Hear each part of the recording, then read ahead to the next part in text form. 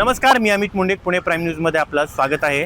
मंडळी, आज सकाळी एका गाडीचा अपघात झाला आणि अपघात झाल्याच्या नंतर त्या गाडीने दुसऱ्या 2 गाडींना सुद्धा ठोकल्याची माहिती मिळालेली आहे. आणि एकंदरीत तो जो अपघात झाला तो चांदणी चौकाच्या भागामध्ये तो अपघात झाला. आणि त्या अपघात झाल्याच्या नंतर त्या गाडीचे जे चालक होते ते त्या क्षणी गाडी सोडून पळून गेले. आणि नंतर तिथले जे प्रत्यक्षदर्शी होते आणि बावधन परिसरातील काही नागरिक होते, त्या नागरिकांनी त्यावेळेस मग त्या गाडीमध्ये जाऊन पाहिलं तर त्या ठिकाणी मांस आढळल्याचं आपल्याला पाहायला मिळते. आणि त्याच अनुषंगाने आता आपण सध्या कोथरूड पोलीस स्टेशन येथे आहोत.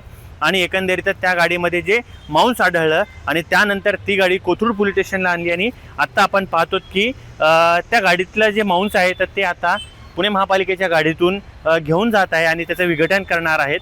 आणि त्याचसाठी आता आपल्यासोबत काही प्रत्यक्ष जे दर्शी होते ज्या ठिकाणी अपघात झाला होता चांदणी चौकामध्ये, तर ते देखील आपल्यासोबत आहेत. नेमकं त्यांनी काय परिस्थिती तिथली पाहिलेली आहे आणि गेल्या 2 ते 3 महिन्यापासून बावधन परिसरामधील गायी देखील चोरीच्या गेल्याच्या घटना आणि त्याचे व्हिडिओ देखील आता आपल्या समोर देखील आहेत. आणि एकंदरीतच हे प्रत्यक्ष जे दर्शी आहेत नेमकं त्यांनी काय सांगितलेलं आहे पाहूया या व्हिडिओच्या माध्यमातून. बावधन परिसरात अनेक गाया चोरीच्या घटना समोर आल्या आहेत. त्यानंतर पाहायला गेलं तर आज चांदणी चौकात एक गायी पकडली, त्यामध्ये गोमांस सापडला आहे अशी माहिती मिळत आहे. काय सांगणार यावरून?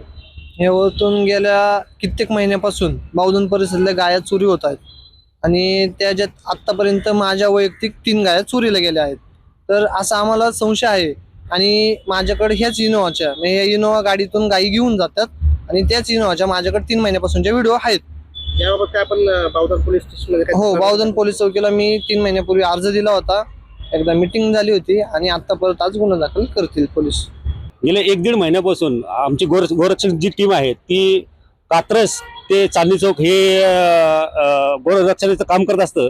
आज पहाटे बरोबर 4च्या दरम्यान आम्हाला माहिती मिळाली की एक गाडी दुसऱ्या गाडीला धडकली. आणि गाडी धडकल्यानंतर आम्हाला तिथले जे काय जे ड्रायव्हर होते ते पळून गेले, 3-4 जण होते ते पळून गेले.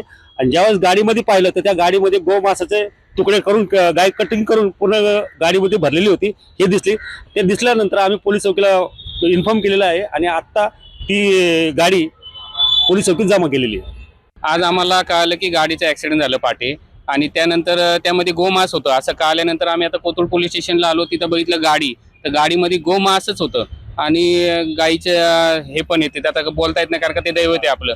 ते बघितल्या आम्ही PI साहेबांना भेटायला गेलो तर ACP साहेब पण नेमके तिथं होते. तर आम्ही त्यांना मागणी केली की ते जे 4 आरोपी गाडी सोडून पळून गेलेत त्यांच्यावर कठोर कारवाई झाली पाहिजे, मोक्याची कारवाई झाली पाहिजे. कारण का कोथरूड आणि बावधन मधल्या जवळ 200-300 गाय होत्या, त्यातल्या आता फक्त 15-20 गाय राहिल्यात. हे सगळे घेऊन जातात कंटिन्यू आणि त्याचे व्हिडिओ पण मागचे 3 महिन्यापासून आहेत.